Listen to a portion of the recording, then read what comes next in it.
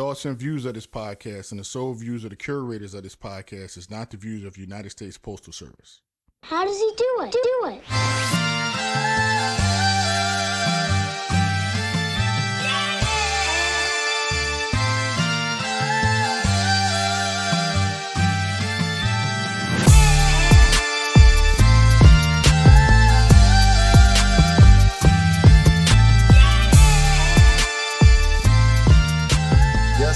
Yes, and we are back once again on the Route Podcast, episode 6. We told y'all we got something different coming with this podcast, man. Unlike the other podcasts, we got something different coming. And so, before we even get started, as always, I let my brothers introduce themselves. To my right. Yep, this is Aaron. Welcome to the On the Route Podcast. And let's have some fun. This is B Morgan. We got something special right here for you guys. We're going to keep hitting you with bangers. This is Black, and I'm back, and we're going to get into it. And as always, I'm your low-key engineer, Rick Shine, doing my thing, as I always do. And this time, like I just told y'all a minute ago, we have something different this episode. But first, please, if you have not subscribed, hit that subscribe button, hit that like button, and comment below. We need those comments. We want to know what y'all think, especially our fellow USPS employees out there that have been showing us so much love since we started this thing almost a month ago. But for this particular episode, we're going to be talking to an actual on-the-job instructor. For people who are not part of the USPS system, that is a on-the-job instructor for the letter carrier position. He is the person, or she, but in this case it's a he, that we're interviewing, is the person that shows a brand new person in the post office how to be a letter carrier or quote-unquote mail person. How to go out into the street with the mail and deliver the mail effectively and come back safely on time, hopefully. So we're going to let this man introduce himself and tell you who he is and tell you how many years he's been in the post office. And then we're going to ask him the things that we know you guys want to hear. Thanks for having me, fellas. No problem. James Gray in the place to be. So, Mr. Gray, you know we got to ask you right off the bat, how many years have you been in the post office as a postal employee? I got 24 years in. I'm approaching 25 in November. Damn. Nice. Nice. Let's clap it up for That's that. good. Let's get up for my guy right there. One quick question. How many times did you say, I'm not going to be here that long? Over the course of my career, several. Thinking 5-year increments.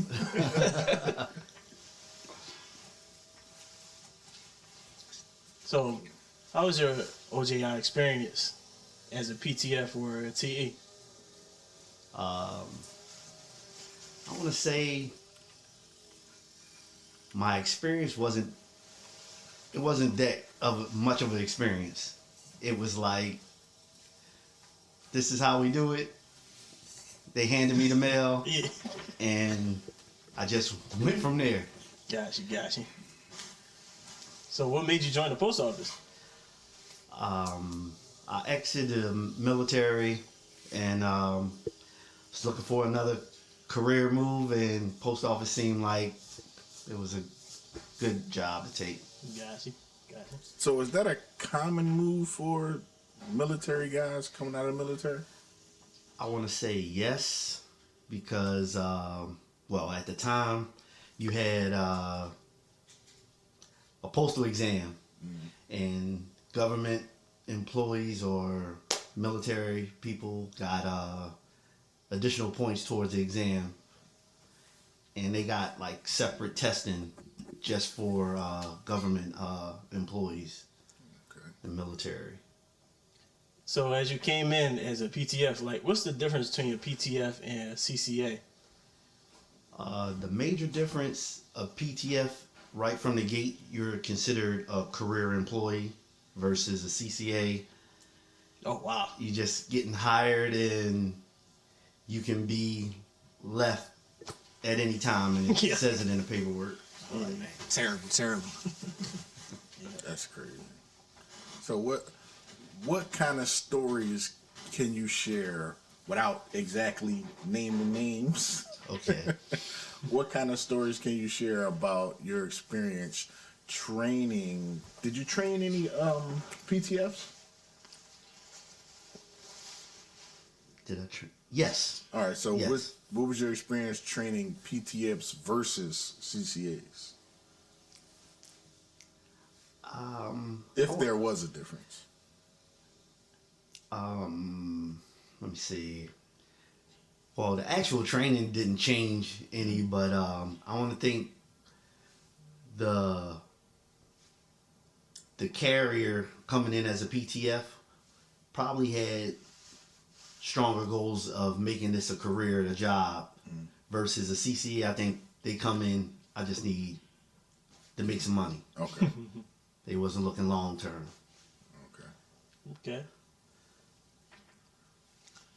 So, Mr. Gray, like, how the fast did somebody quit? Like, as far as on your shadow day, like, what was like some experience with that? Like, having like a person like, well, I don't know if I'm made for this, or did you see any signs? Somebody, well, she are not gonna make it in this. Well, I think you might want to find another job or something like that. Well, me personally, no matter what the circumstances is, I'm going to treat it as if you can make the job, you can do it regardless of sex or physicality. You know, I just go with that approach. But I've seen several quit after one day. Oh yeah. Well, I mean, you can kind of share with that a little bit. Like, what's one where you say like, wow, I didn't think she was gonna make it, or wow, how did this person like, she really quit? I want to say most of the time I wasn't surprised at the ones that quit right away. But I just go about that approach like you can do it. You know, it may seem tough in the beginning, but if you stick with it, you can do it. Okay. I know when I was at CCA, I wanted to quit every couple of weeks. I seen that paycheck. I was like, all right, okay, I'll stick it out. Yeah, I could go 2 more weeks. What's one of your like toughest moments as a carrier, like starting out when you first started? When I first started, one of my toughest days, it was raining cats and dogs, and I couldn't even read the mail in front of me. And the mail was getting saturated and falling apart. I was wondering, like, can I do this for 20 years, 30 years? I don't know. Yeah, tough. So, I mean, from your perspective, right, when you first started in the post office, were there a lot of OJIs, or was it like not really a huge position that was getting filled at the time? When I first started, I want to feel like there wasn't a lot of OGIs, but it was a lot of veteran carriers that was willing to show somebody the ropes. And I don't think it was always an OJI. It was just a senior carrier, veteran carrier, bringing somebody in and having them walk with them. So was that even an official position at the time when you started, or did they make it up later? I think it was official position, but I started at North Philly station. It was a large station, so Oh Lord, I started there too. Started as a regular too. so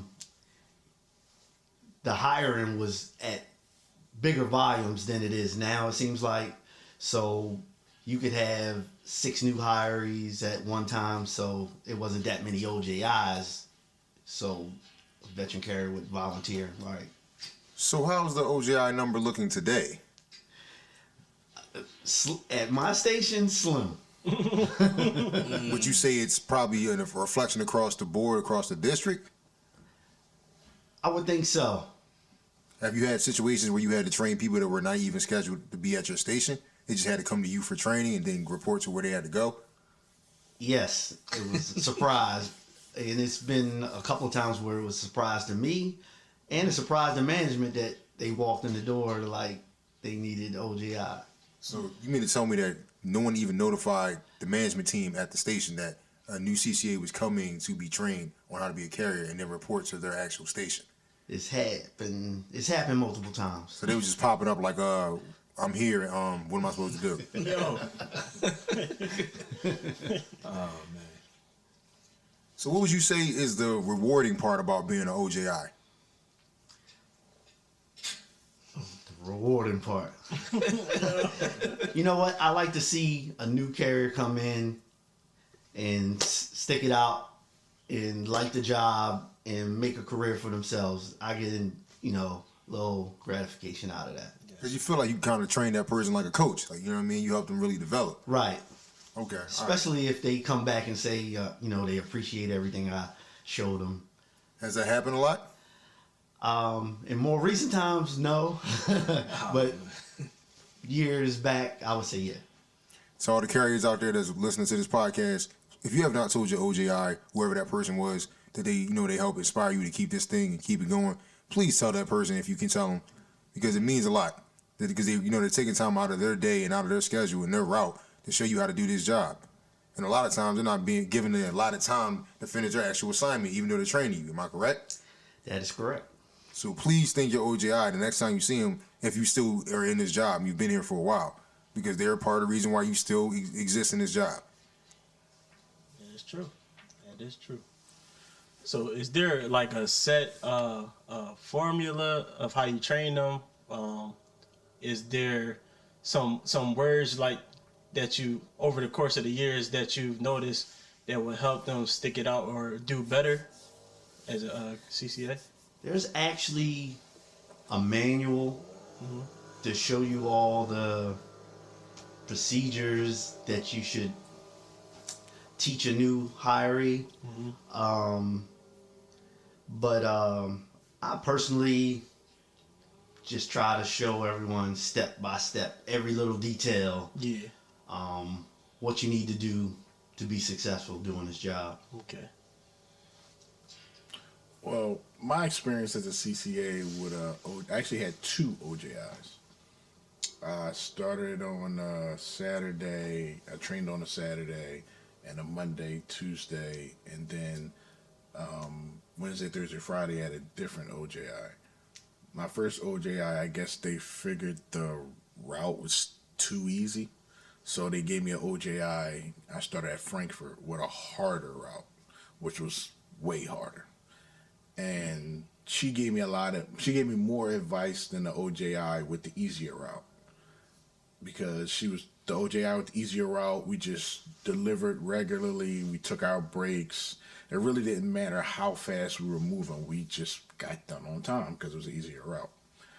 The OJI with the harder route, we took one break, and she was like, the best thing you can do with a harder route and a lot of walking is to not stop walking. Yeah. Keep on moving, don't stop. Keep on moving, don't stop. Keep on moving, don't She stop. said the longer you walk, the more you'll get done on time and or maybe a little bit early. But if you take all your breaks, depending on the day, like, Mondays are usually heavy, Saturdays are iffy, Friday, Thursdays are iffy. So you have to, depending on the mail volume, will predict how you have to move. So as far as you being OJI and you being on the routes that you have been on, because I'm sure you've been on a lot harder routes, easier routes, how do you talk to them versus how easy or how hard the route is? Well, now that I'm a veteran carrier, better route, I explain to them right away. All routes aren't created equal, even though on paper they say they're equal. We all know they're not equal.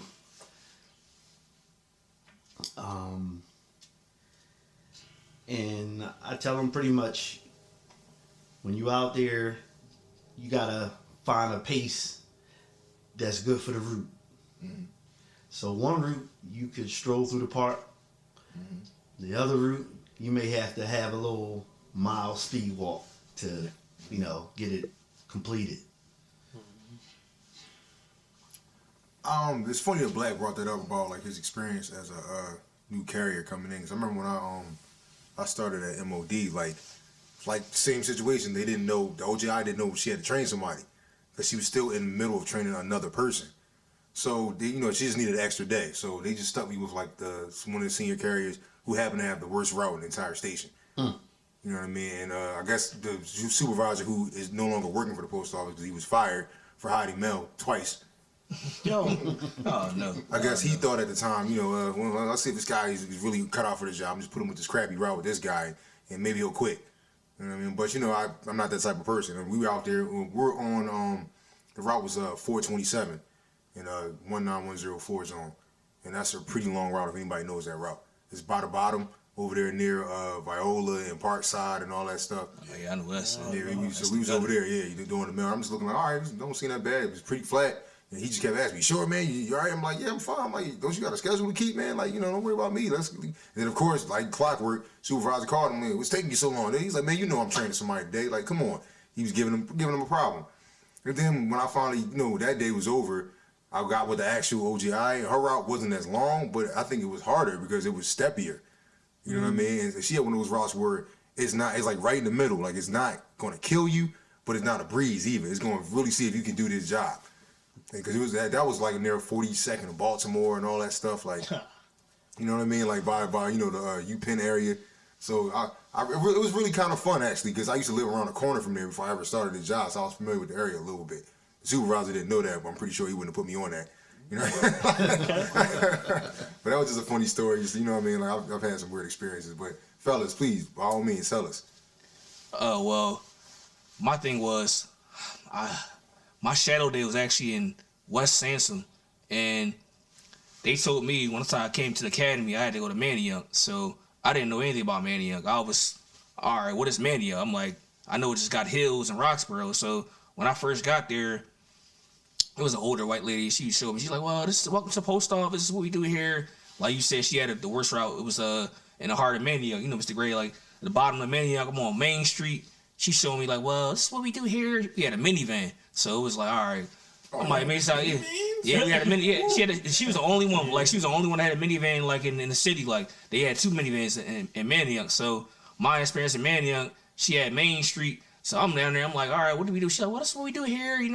This is Main Street. This is what I do. We go from one part of Main Street, this part of Main Street. She kept showing me all these back blocks. And then, like, Main Street got apartments behind it. So she was like, well, we got to go behind here. I'm like, what? We got to go behind the building. It's apartments behind here. I'm like, I don't know about this. I'm like, all right, cool. She had me, like, do one side. She's like, well, let's take a lunch break. And make sure she was real safety efficient lady, but I ain't gonna get into other stuff about her. She retired, but she did some things I ain't like to me. But the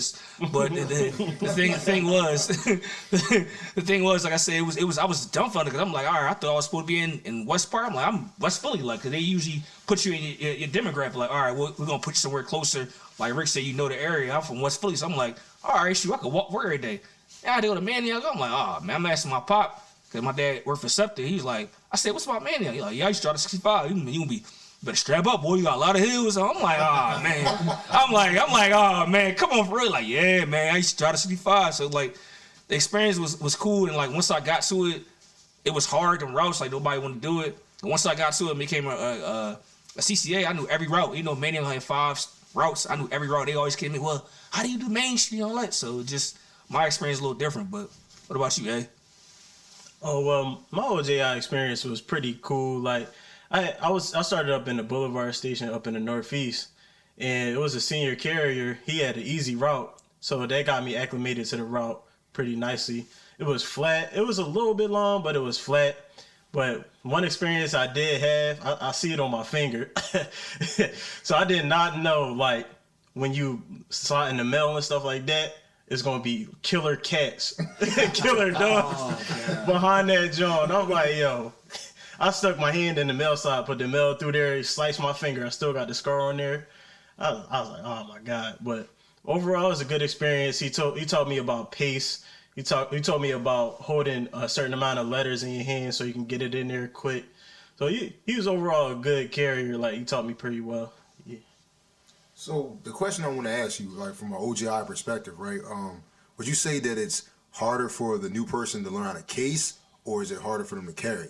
Like, what seems to be the most time consuming or the most, like, it makes them get flustered, so to speak? I would say casing takes the longest to get used to doing. Out in the street, it's more knowing where to start and know the mapping of the route. If you're familiar with the area where you start, that makes a world of difference. But someone who's been planted in a zone they've never been, it can be tough.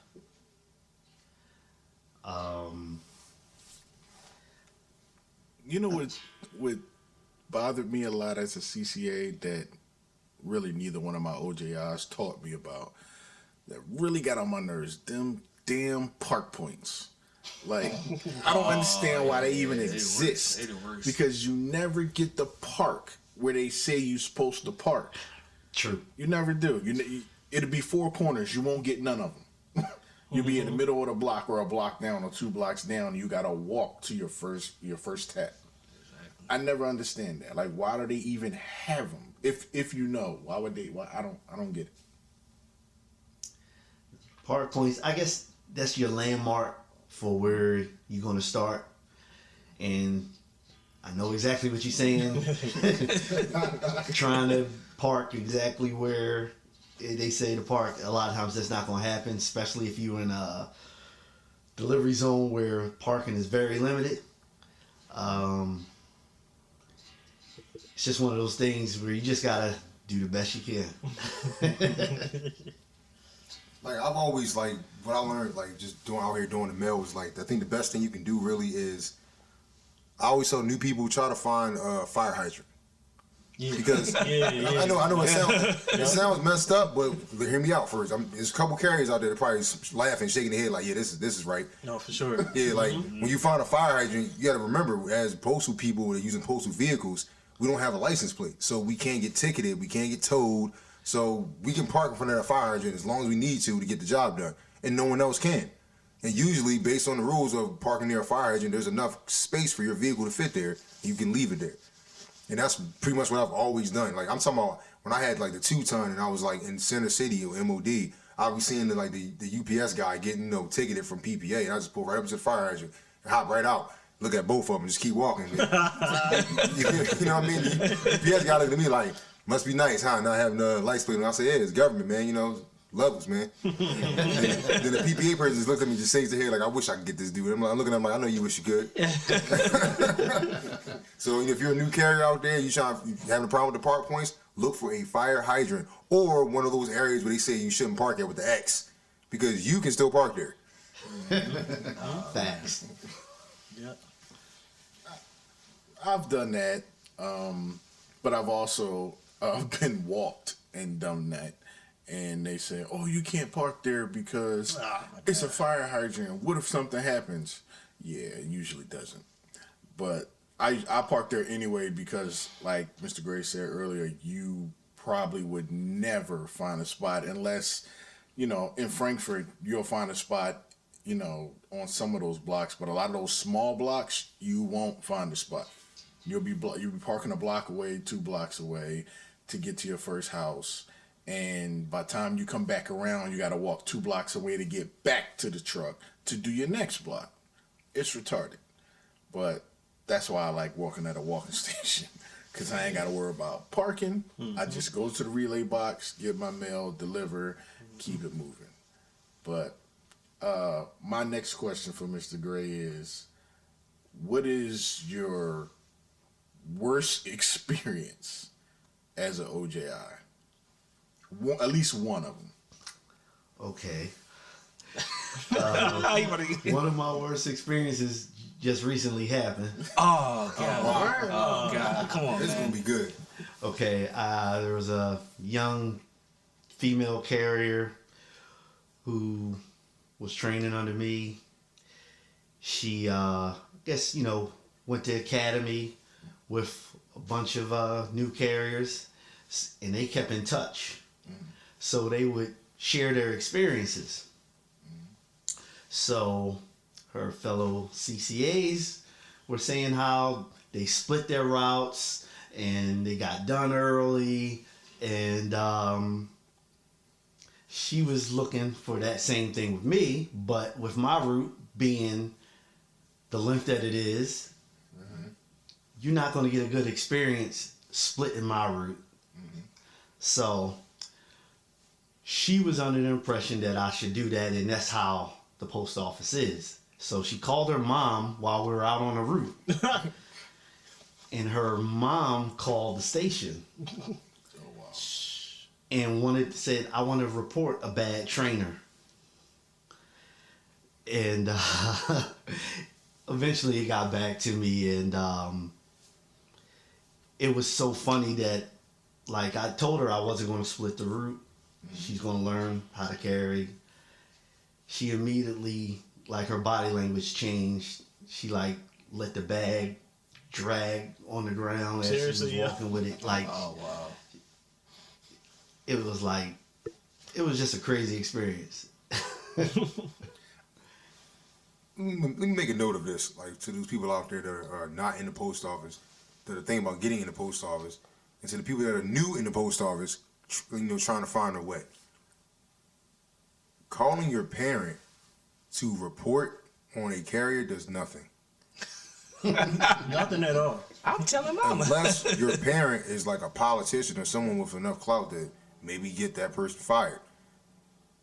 If your parent is not the governor, senator, congressman, so-and-so, they've never been to Capitol Hill, they don't have Biden on the speed phone, they don't know Kamala, you know what I mean? They can't call Trump and make fun of him for going through the court stuff that he's going through right now and him cussing back out over the phone. If your parent is not that person with that type of clout, you are wasting your time.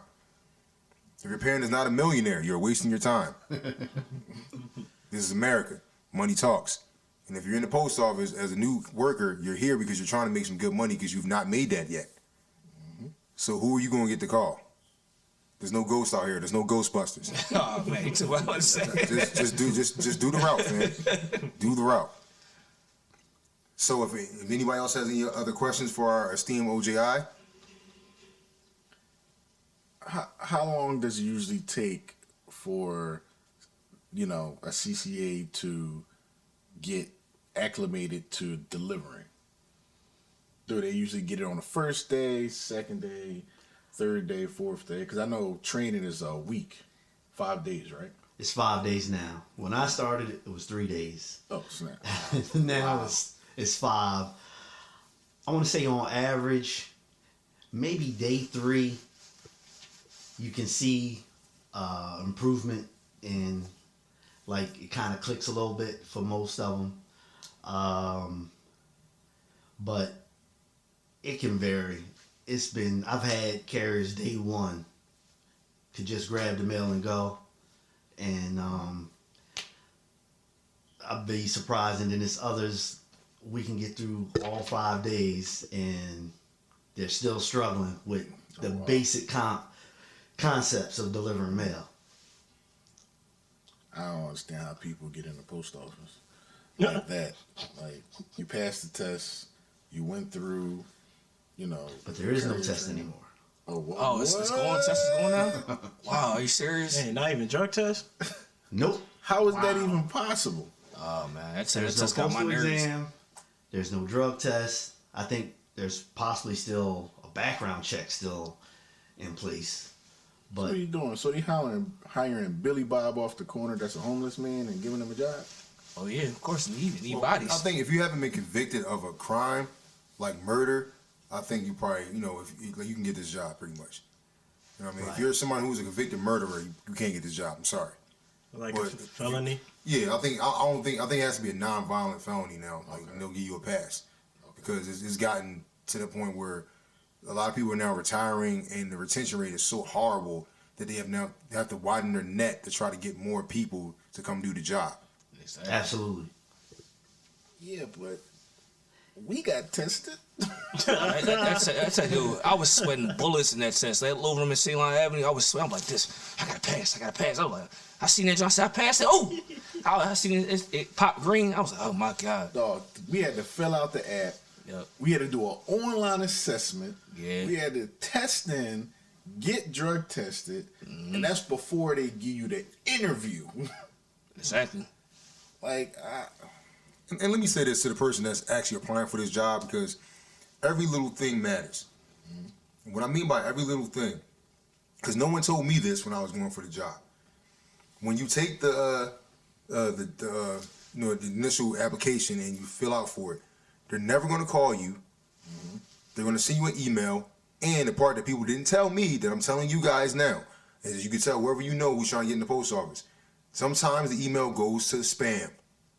It doesn't go to your main email. You would think United States Postal Service, a / government federal job, emails would go right to your main email. It wouldn't be viewed as spam. But as you'll learn, being in the post office, it's the post office. It doesn't necessarily happen the way it's supposed to. And I ended up missing my original test date. And the rule was, at that point in time, that you had to wait 6 months once you missed the test date to take the test again. And I'm still paying for that to this day. Seniority. That's 6 months. Because you might think 6 months doesn't mean a lot. Now it does when it comes to seniority, because I've run into people that I know I had a higher score than on that actual test, which is another way that you do seniority. But because they started in March, I started in November, I had to pay the price, and they're in front of me. Yeah. I'm talking about a month, 3 months, 5 months. And I'm just looking at them like, yo, I should have been in front of this person. If I would have just sent it to my main email. Oh, man. So trust me, if you're filling out for this job, check your spam. It might go to your spam. You do not want to miss that test date. It is crucial. It is crucial. sound hurt, my brother. Yes. Feelings here, huh? So if there are no more questions for our esteemed guest, OJI on the Job Instructor, James Gray. You said you're on 25th year into the post office now? Heading to my 25th year. Heading to his 25th year, and he does not look like it at all, folks. No. They lying. He old as shit. Appreciate it. Yeah. So we'd like to thank Mr. James Gray for coming through, showing the On the Route podcast some love, giving us some information that we can give out here to our fellow carriers and our fellow postal employees and people who just admire what we do as mail carriers and postal employees. So let's give them a hand real quick, y'all. Hey, Gray, thank you. Appreciate it. Appreciate it,